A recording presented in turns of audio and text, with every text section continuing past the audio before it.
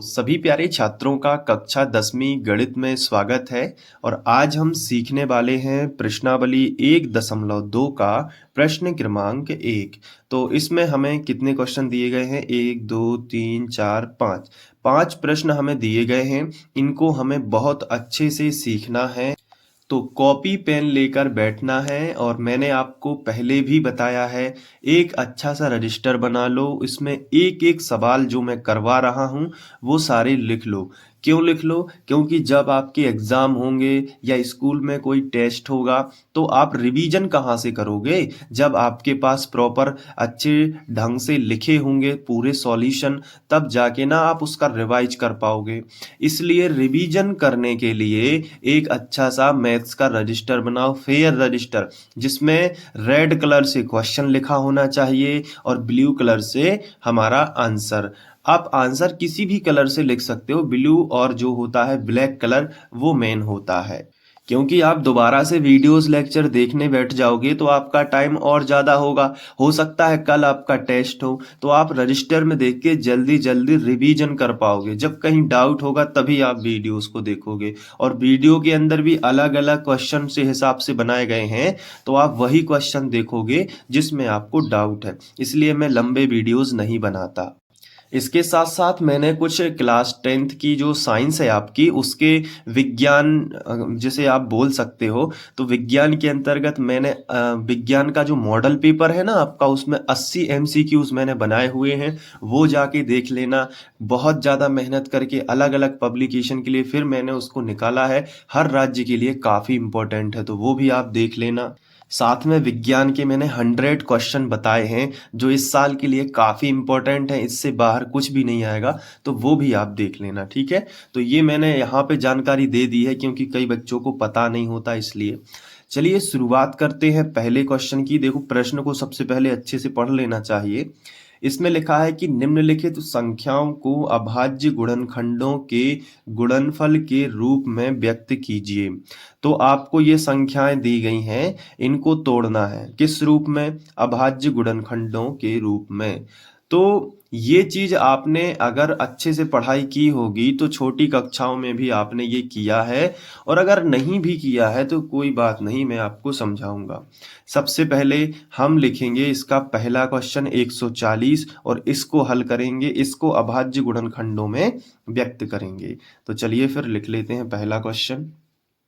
इसके बाद इसके नीचे इसका सॉल्यूशन लिखेंगे। इसके बाद आपको जाना है रफ के अंदर, तो ये मैंने रफ पेपर रख लिया है। अब 140 के अभाज्य गुणनखंड निकालना है, तो देखो बहुत ध्यान से समझना है कैसे निकलते हैं। 140 आपको यहाँ पे लिख लेना है और इसके बाद आपको इस तरीके से लाइन खींच लेनी है। अब देखो ये 140 लिखा हुआ है, अच्छे से लिख लेते हैं। अब इसमें बहुत अच्छे से भाग देना। देखो इसका इकाई अंक 0 है, ध्यान से समझना। इसका इकाई अंक 0 है तो सम संख्या से भाग जाएगा। तो हमने आपको पहले ही सिखाया है कि सबसे छोटी संख्या क्या होती है? 2। पहले 2 से ट्राई करो। जब 2 से नहीं जाता है भाग तो फिर 3 से ट्राई करो। जब 3 से भी नहीं जाता है तो 5 से ट्राई करो, फिर 7 से ट्राई करो। ऐसे आपको फिर मैंने बताया था 11 से ट्राई करो। ये आपको पता होने चाहिए, 2 3 5 7 11। तो इनमें से एक ना एक ऐसी संख्या होगी जिसमें भाग चला जाएगा। तो अभी तो इकाई अंक 0 है, तो किससे भाग चला जाएगा? 2 से। 2 सत्ते 14, ऐसा आप लिख सकते हो, और 0 ज्यों का त्यों। फिर 2 से जाएगा, क्योंकि जब तक इकाई अंक 0 रहेगा आप 2 से भाग दे सकते हो। फिर 2 से चला जाएगा। 70 के आधे कितने होते हैं? 35। 2 से भाग जब भी करो तो उसके आधे करते जाओ बस। देखो 140 के आधे 70, 70 के आधे कितने हो गए? 35। अब 2 से भाग नहीं जाएगा। क्यों नहीं जाएगा? क्योंकि इकाई अंक देखो आप 5 है, और 5 जब इकाई अंक हो तो 5 से ही जाता है, या कभी कभी 3 से भी चला जाता है, लेकिन 5 से ही ज़्यादा सुरक्षित है, तो 5 से दे देते हैं। तो पौने 7 35। अब 7 से चला जाएगा, क्योंकि 7 में 7 का ही जाएगा, तो 7 एकम 7। हमेशा एक चीज का ध्यान रखना कि जब इकाई अंक आपका 0 है तो 2 से जाएगा, और अगर इकाई अंक 5 है तो 5 से ही जाएगा। कुछ केसेस में 3 से जाता है, लेकिन ज़्यादातर 5 से दे दिया करो, फिर बाद में 3 आ जाएगा तो 3 से दे सकते हैं, कोई दिक्कत नहीं है। फिर 7 से 7 एकम 7। तो ऐसे हमने इसके अभाज्य गुणनखंड निकाले। ये इस तरफ जो भी आए हैं ये सारे के सारे अभाज्य गुणनखंड हैं। तो लिख लेते हैं। देखो सबसे पहले आया 2, तो यहाँ पे आपको लिखना पड़ेगा 140 के अभाज्य गुणनखंड। तो इस तरीके से मैंने लिख दिया 140 के अभाज्य गुणनखंड, और फिर बराबर का चिन्ह लगा के ये सारी संख्याएं लिखेंगे गुणा में। 2 गुणित 2 गुणित 5 गुणित 7, तो बन जाएगा ना 2 गुणित 2 गुणित 5 गुणित 7। ऐसा लिखने के बाद आप देखो कोई संख्या रिपीट तो नहीं हो रही है, तो ये देखो 2 रिपीट हो रहा है, तो इसको ऐसे भी लिख सकते हैं 2 के ऊपर 2 की घात गुणित 5 गुणित 7, ऐसा भी आप लिख सकते हो। तो ये इसके अभाज्य गुणनखंड आ जाएंगे। तो ये पहला जो है सॉल्व हो जाएगा। अब हम दूसरा ले लेते हैं 156 वाला। तो हम यहाँ पे 156 पहले लिख लेते हैं 156 को। ये देखो इस तरीके से, फिर यहाँ पे हेडिंग डालेंगे हल, और अब हम लिखना स्टार्ट करेंगे। तो पहले तो हमें यही लिखना होगा 156 के अभाज्य गुणनखंड। इस तरीके से 156 के अभाज्य गुणनखंड, फिर बराबर का चिन्ह लगा देंगे, और अब हम निकालेंगे 156 के लिए अभाज्य गुणनखंड। बिल्कुल सरल है। देखो 156 लाइन खींच देना इस तरीके से। पहले इकाई अंक अगर सम संख्या है या 0 है तो 2 से भाग जाएगा। हमेशा याद रखना, अगर इकाई अंक सम संख्या है, देखो 6 एक सम संख्या है तो 2 से भाग चला जाएगा। 2 सत्ते 14 बचा 1, तो हो जाएंगे 16, 2 अट्ठे 16। फिर इकाई अंक एक सम संख्या है, इकाई अंक क्या है? एक सम संख्या, तो फिर 2 से भाग चला जाएगा। 2 तिया 6, 7 में से 6 चले जाएंगे तो 1 बचेगा, तो 1 सामने लिख जाएगा, तो 18 हो जाएंगे। 2 नाम 18। अब 39, अब ये जो 9 है एक विषम संख्या है, तो विषम संख्या यानी 3 से भाग देगी। देख लो 3 एकम 3 और 3 तिरका 9, ऐसे। ठीक है, अब आगे बढ़ जाओ। 13 एकम 13, 13 में 13 का ही जाता है, तो पहले 2 से दे दिया। 2 सत्ते 14, 15 थे 14 हो गए, 15 थे 14 हो गए, तो 1 बचा तो 16। ठीक है, इस तरीके से आप, ये तो आपको आना ही चाहिए। तो अब देखो 156 में ये है इसके अभाज्य गुणनखंड, 2 गुणित 2 गुणित 3 गुणित 13। तो इसको लिख लेते हैं यहाँ पे 2 गुणित 2 गुणित, देखो 2 गुणित 2 गुणित 3 गुणित 13। अब इसमें से जो रिपीट हो रहा है उसको बगल से लिख दो। 2 और 2, 2 बार ये रिपीट हो रहा है ना, तो इसको लिख दो 2 के ऊपर 2 की घात और गुणित 3 और गुणित 13, इस तरीके से लिख दो, और यही इसका क्या हो जाएगा? अभाज्य गुणनखंड। तो ये आप इस तरीके से 2 संख्याओं के मैंने आपको बता दिए हैं। अब हम बात करेंगे आगे 3825। तो अब तीसरी हेडिंग डलेगी 3825। तो इस तरीके से हमने लिख लिया, और इसमें ये वाली लैंग्वेज भी लिख देते हैं कि 3825 के अभाज्य गुणनखंड, इस तरीके से आपको लिख देना है। अब हम निकालेंगे 3825 के गुणनखंड। ठीक है, तो रफ पेपर का यूज़ करेंगे और यहाँ पे लिखेंगे 3825 और ये बनाएंगे। ठीक है, इकाई अंक 5 है तो 5 से ट्राई कर लो। तो 5 छक्के 30, पौने 7 35, बचे 3। ठीक है, 38 थे ना, तो 35 कट गए तो 3 बचेंगे, तो हो जाएंगे 32। 5 छक्के 30, अब 32 में से 30 चले जाएंगे तो 2 बचेंगे, तो 5 25, 765। फिर इकाई अंक 5 आ गया तो 5 से फिर चला जाएगा, तो 5 एकम 5, 7 थे 5 एकम 5 हो गए, तो 2 बचे। 2 बचे तो कितने हो गए? 26, तो 5 25, फिर 1 बचा, तो 5 दिया 15। अब इकाई अंक 3 है तो 3 से ही ट्राई कर लो, तो 3 5 15 और 3 एकम 3। अब 51 आ गया है, तो अब देखो ये जो है 3 से ट्राई कर सकते हैं पहले। 3 एकम 3 बचा 2, 5 थी ना, तो 3 एकम 3, 5 में से 3 चले गए तो 2 बचे, तो 2 साइड से हो गए तो 21 हो गए ना ये, तो 30 आते 21। अब 17 में 17 का ही जाता है, तो 17 एकम 17। तो ये इसके अभाज्य गुणनखंड है, तो आप लिख सकते हो इनको। तो 5 गुणित 5 गुणित 3 गुणित 3 गुणित 17 है। तो यहाँ पे लिखेंगे 5 गुणित 5 गुणित 3 गुणित 3 गुणित 17। अब देखो, जिनकी जोड़ी बन रही है, मतलब जो दो बार है, उनको घात के रूप में लिख दो। 5 5 दो बार है तो 5 के ऊपर 2 की घात लगा दो।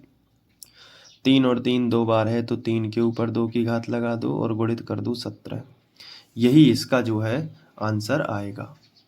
तो ये 3 क्वेश्चन हो गए। अब चौथा क्वेश्चन देख लेते हैं, 5005।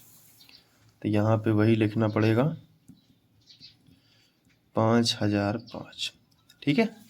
अब देखो इसको कैसे करते हैं। पहले तो यही हेडिंग डालेंगे, 5005 के अभाज्य गुणनखंड, 5005 के अभाज्य गुणनखंड। अब इसके बाद क्या करना पड़ेगा, देखो अब यहाँ पे रफ का यूज करेंगे।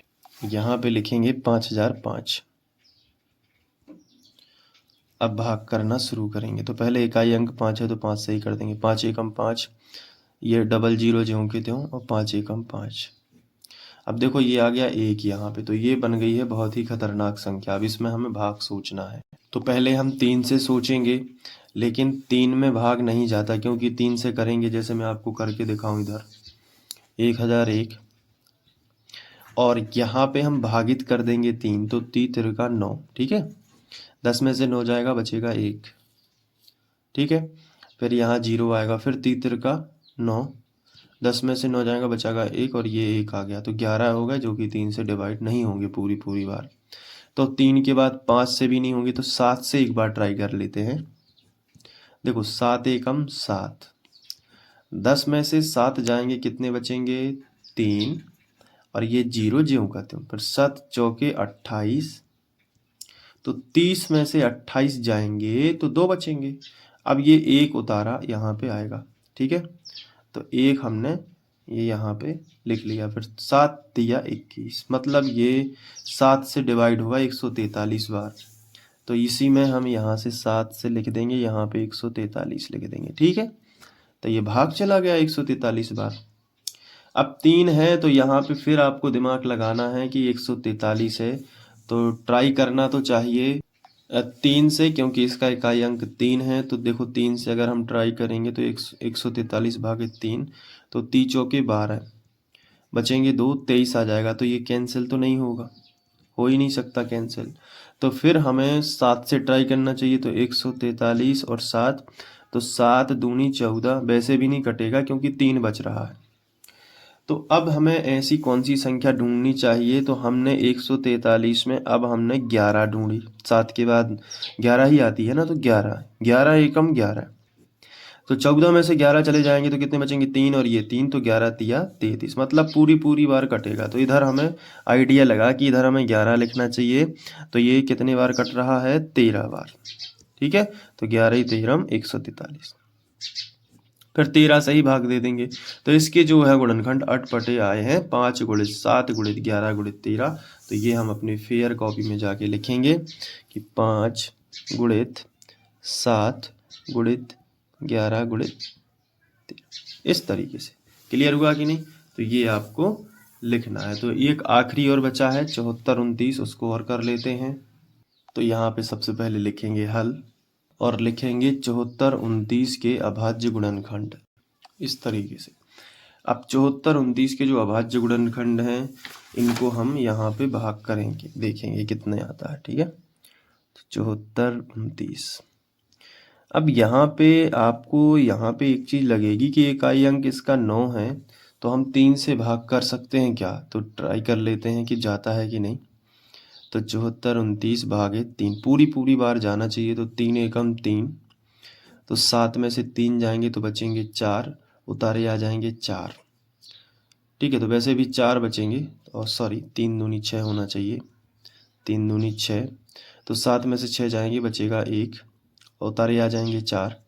फिर 3 चौके 12, 14 में से 12 जाएंगे, कितने बचेंगे, 2, फिर ये 2 यहाँ पे आ जाएगा। फिर यहाँ पे 30 आते 21 आएगा। ठीक है, 22 में से 21 जाएंगे तो 1 बचेगा, फिर ये 9 आ जाएंगे, फिर 3 6 18, मतलब अभी भी अब पूरी पूरी बार भाग नहीं गया है, एक अब यहाँ पे कुछ उतारने के लिए नहीं है तो ये शेषफल आ गया।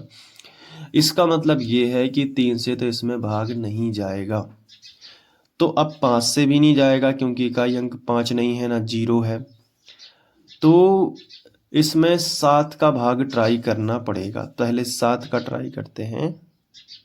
देखो 7 का, अब जैसे जो आपकी मनोस्थिति बनेगी एग्जाम में मैं उसी तरीके से करवा रहा हूँ, क्योंकि मुझे तो पता है कि कितने से भाग जाएगा, लेकिन अभी आपको मनोस्थिति के हिसाब से, मतलब आप 7 से ट्राई करोगे तो 7 एकम 7 तो कट जाएगा, तो 4 आएगा, तो 4 में भाग नहीं जाएगा, तो यहाँ पे 0, यहाँ पे 42 आ जाएगा। तो 7 छंग 42 इस तरीके से आएगा, 42 42 कट जाएंगे, फिर 9 आएगा, फिर 7 एकम 7, फिर से इस फल 2 आ गया, इससे भी नहीं जाएगा।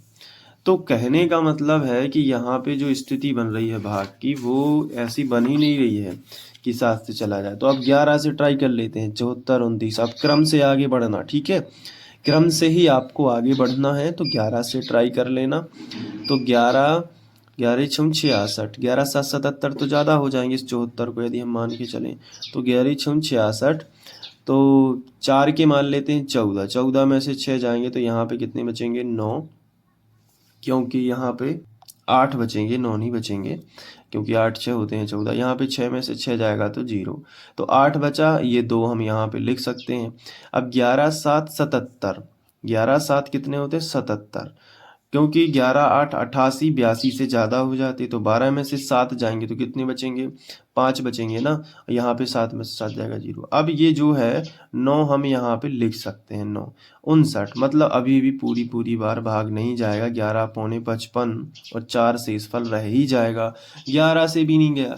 तो फिर आपको डायरेक्ट इसमें कर देना है, कितने का, आपको डायरेक्ट इसमें 13 का करना है। 11 के बाद क्या आता है 13, लेकिन मैं आपको बता दूं समय को देखते हुए कि 13 से भी नहीं जाएगा। तो 74 29 जो है इसमें ध्यान रखना है कि डायरेक्ट किससे जाएगा, आपको ध्यान रखना है डायरेक्ट 17 से ट्राई कर लेना। किससे ट्राई करना, 17 से। और मैं आपको एक छोटी सी ट्रिक दे देता हूं, अगर 74 29 वाली संख्या आती है तो 7 से ध्यान आना चाहिए 17, या तो इसमें 17 का भाग दे दो, या फिर 9 से ध्यान आना चाहिए कि 19, या तो 17 से दे दो तो चला जाएगा, 19 से दे दो तो भी चला जाएगा, ठीक है। और अगर आप और आगे बढ़ते हो तो 2 से ध्यान आएगा 23, क्योंकि 7 से एक ऐसी संख्या खतरनाक बनती है 17, 9 से खतरनाक संख्या बनती है 19, और 2 से बनेगी 23, और यही इनके गुणनखंड होंगे। तो आपको यदि ज़्यादा दिमाग नहीं लगाना है तो आप सीधा ऐसे भी कर सकते हो कि 17 19 23 इसके गुणनखंड है, 7 यानी कि 17, 9 यानी कि 19, और 2 मतलब कि 23। तो ये इसमें आप में एग्ज़ाम में काफ़ी ज़्यादा टाइम आपका बच जाएगा। हालांकि मुझे पूरी मेथड से बताना चाहिए था, इसलिए मैं अब 17 से भाग दूंगा। तो 17 की दुनिया पढ़ते हैं। तो 17 दूनी 34, 17 तिया 51, 17 चौके 68 और 17 पौने 85। तो 17 चौके 68 में मुझे रुकना चाहिए, और यहाँ पे 68 आएगा। 74 में से 68 घटाएंगे तो 14 में से 8 घटा लूँ सबसे पहले तो 6 बचेंगे, 6 में से 6 जाएंगे तो कट पे 6 बचा, यहाँ पे 2 आ जाएगा। अब फिर से हम भाग देंगे तो 17 चौके 68 ज़्यादा हो जाएंगे, तो 17 तिया 51 ही ले लेते हैं। तो 2 में से 1 जाएगा तो 1 बचेगा, 6 में से 5 जाएगा तो 1 बचेगा, कितना है 11। अब यहाँ पे 9 आ जाएंगे, तो 17 सत्ते 119। तो देखो ये पूरा आ गया ना कि नहीं। तो 437 जो है यहाँ पे आएगा, तो जहाँ पे हम लोग कर रहे थे इसका भाग, तो मैं आपको वहाँ पे ले चलता हूँ। यहाँ पे 17 से किया तो 400 कितना आया था 37, मैं आपको देखना चाहता हूँ। यहाँ पे देखो 437, ओके। तो यहाँ पे हम लिखेंगे, सॉरी, इस तरफ आप देख सकते हैं 437 में लिखूंगा। अब इसमें आपको फिर से भाग देना है, तो अब 437 में सीधा 19 का ही जाएगा। किसका जाएगा 19 का, देखो मैं आपको बताता हूँ। 19 दूनी 38, ठीक है 38 आ गया। 13 में से 8 घटाना है तो यहाँ पे आपको बचेंगे 5, और 3 में से 3 तो 57। तो 19 एकम 19 दिया 57, तो ये 23 आएगा। देखो आ गया कि नहीं, 19 से कटा। अब 23 से ही काट दोगे तो 23 एकम 23। तो देखो ये 3 खतरनाक संख्याएं एक साथ में है 74 29 के साथ। तो अगर ये क्वेश्चन एग्जाम में आता है 74 29, तो 7 का मतलब 17, 9 का मतलब 19 और 2 का मतलब 23, ऐसे समझ लेना। तो आपका काफ़ी ज़्यादा टाइम बचेगा, तो मैं यहाँ पे गुणनखंड लिखूँगा 17 गुणित 19 गुणित 23, इस तरीके से आपको कर लेना है। तो ये पूरा स्क्रीनशॉट आप ले सकते हो और बहुत अच्छे से नोट्स में लिख सकते हो। चलिए यहाँ से स्टार्ट करेंगे। वीडियो को पॉज करके आप पूरा लिख सकते हो। ये देखो, ये इसके बाद यहाँ पे, फिर इसके बाद ये, ठीक है, अच्छे से लिख लेना। थोड़ा सा प्रैक्टिस वाला काम है। 74 29 संख्या को ध्यान रखना। कई चीज़ें ऐसी होंगी मैथमेटिक्स में जो आपको ध्यान रखनी पड़ेंगी अगर आपको 100 में से 100 निकालने हैं नंबर। अब इसके बाद हम लोग नेक्स्ट क्वेश्चन करेंगे। Thank you.